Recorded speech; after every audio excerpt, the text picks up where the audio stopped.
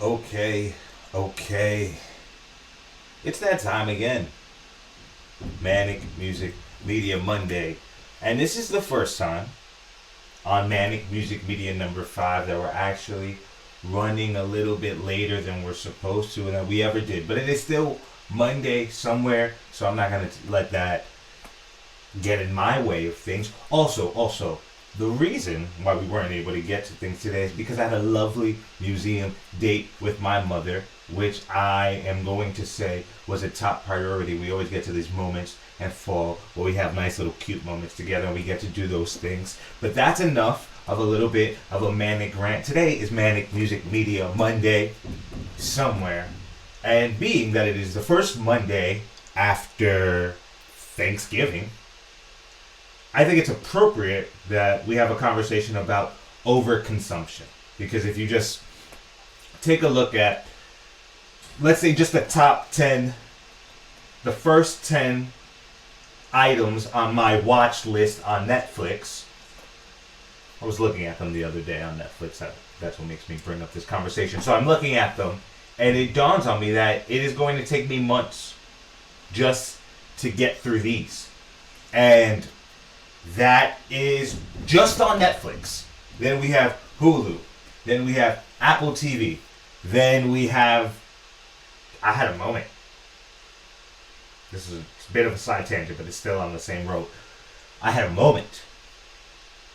I might have been a little bit stoned. It might have been like 4 o'clock in the morning where I was flipping through. I can't even remember. It was probably Hulu, because it was one of the streaming services that I don't actually spend that much time on. And I'm flipping through the streaming services, and I'm having a quite orgasmic moment when I'm looking at all these movies and I'm going, damn, I want to watch that movie. Damn, I want to watch that movie. Oh, I have to go to sleep right now. But damn, I want to watch this movie. I want to watch that movie. I want to watch that movie. So not only, to bring it back home, not only on my Netflix top 10, but if we calculated that with my Apple TV watch list, with my Hulu watch list, with all of the other streaming services that never get used, but if I browse through real quick, I'm like, that looks interesting. Let's call it Paramount Plus.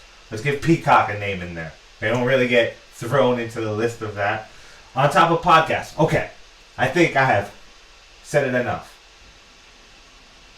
If I was to just sit back and watch nothing but those, it would take me months. And a big part of me wishes that I could do that.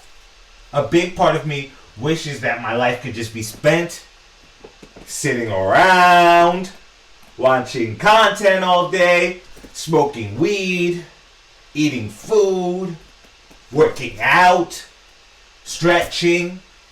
Almost like what the first 3 months of quarantine were like.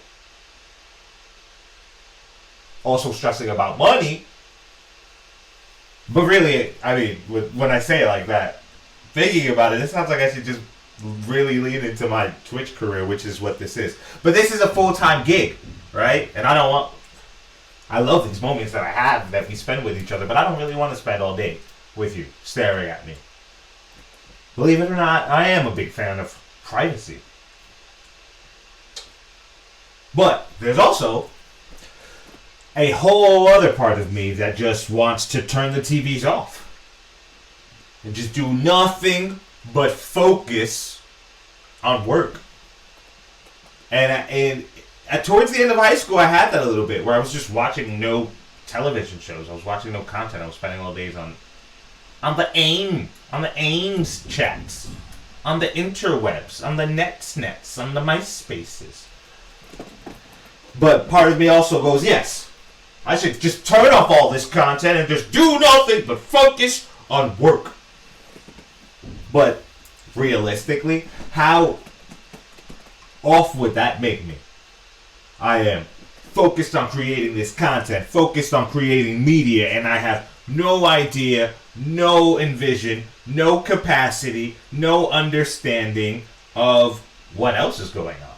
What other creators are creating, what they do creating. That's why I enjoy going to the movies. That's why I enjoy watching all of these films and the things that I want. But there also is a part of it that keeps me in the loop. No matter how much I avoid the grid and try to stay out of it, it keeps me in the loop. But there gets a point in every work week that I have where I look at the task list that I have created for myself. I get overwhelmed. I get paralyzed. Not like nostalgia. Paralysis. But like a overload, like a machine can't work. And I think the best way to call it is just overwhelmingness, right? Over consumption, over stuff. I don't know. We'll call it overconsumption today because it works with the whole Thanksgiving thing. But in those moments where it's too much to handle and it feels like too much, I always have to try to remind myself to be healthy, right? Like, first take a breath,